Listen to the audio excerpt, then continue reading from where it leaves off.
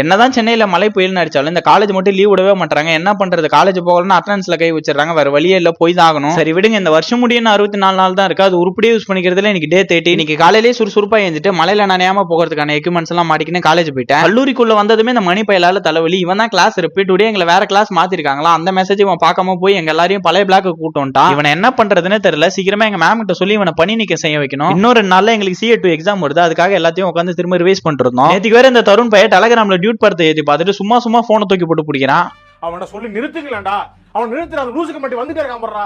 அப்புறம் காலேஜ் முடிஞ்சதுக்கு அப்புறமா திரும்ப ரூம் கிளம்பி வந்துட்டேன். என்னடா ரோட்ல தண்ணி இல்லன்னு பாக்காதீங்க, 2 நாளைக்கு முன்னாடி நம்ம வீட்டுக்கு பூ சிலிண்டர் வாங்கி வச்சாச்சு. அந்த வீடியோ நானும் ஆட் பண்ணணும்னு நினைச்சிட்டே இருந்தேன். இன்னைக்கு கொஞ்சம் டைமிங் டிலே இருந்ததுனால தூக்கி இந்த வீடியோல சொல்லிட்டேன். அவ்வளவுதாங்க, சிலிண்டர் வச்சாச்சு, இனிமே கட்ட பறக்கிறது குக்கர் தெரிக்குது. தம்பி காமெடி வேண்டாம், நான் சொல்லிட்டேன், நானு காமெடி பண்ணாதன்னு சொல்லிருக்கேன் நானு. சாயந்தரம் ரூமுக்கு வந்ததுக்கு அப்புறமா இந்த மழை நிக்குன்னு வெயிட் பண்ணிட்டே இருந்தேன். கடைசி வரையும் அது நிக்கிற மாதிரியே தெரியல. சரி நனைஞ்சாலும் பரவாயில்லன்னு சொல்லிட்டு ஜிம்மு கிளம்பி போயிட்டேன். வந்த உடனே தண்ணியில வழுக்கு விட்டுச்சு. எப்படியும் நம்ம ஸ்பைடர்மேன் ஸ்கில்ல வச்சு தப்பிச்சிட்டேன். டுடே எனக்கு ஹேண்ட் ஸ்டாண்டே வலிமைப்படுத்தினால அப்புறம் நம்ம யூடியூப்ல 100K அடிக்கிறதுக்கு இன்னும் 15,000 சப்ஸ்கிரைபர் தான் பாக்கி இருக்கு. கொஞ்சம் பார்த்து அந்த ஃபாலோ சப்ஸ்கிரைப் எல்லாம் பண்ணீங்கன்னா எனக்கு ரொம்ப உதவியா இருக்கும். இன்னைக்கு ஃபுல்லாவே ஸ்டாடில் ஹேண்ட் ஸ்டாண்டை வலிமைப்படுத்துறதுக்கான ட்ரில்ஸ் தான் பண்ணிட்டு இருந்தேன். ஆட்டத்தோட இறுதியில நல்ல ரிசல்ட் தெரிஞ்சது. இப்படியே போனா நல்லா தான் இருக்கும். ஆனா 2 நாள்ல எனக்கு CA2 எக்ஸாம் வருதுன்னு சொல்லியிருந்தேன்ல, அதை நினைச்சாதான் கொஞ்சம் கவலையா இருக்கு. இந்த மொத்த பயணத்தையும் எப்படி சேர்த்து வச்சு மேனேஜ் பண்ண போறேன்னு தெரியல. என்ன நடந்தாலும் பாத்துக்கலாம். இதோட இன்னைக்கு நான் நாளை முடிச்சுக்கிறேன். நாளைக்கு ஒரு புது வீடியோல பாக்குறேன். பாய்.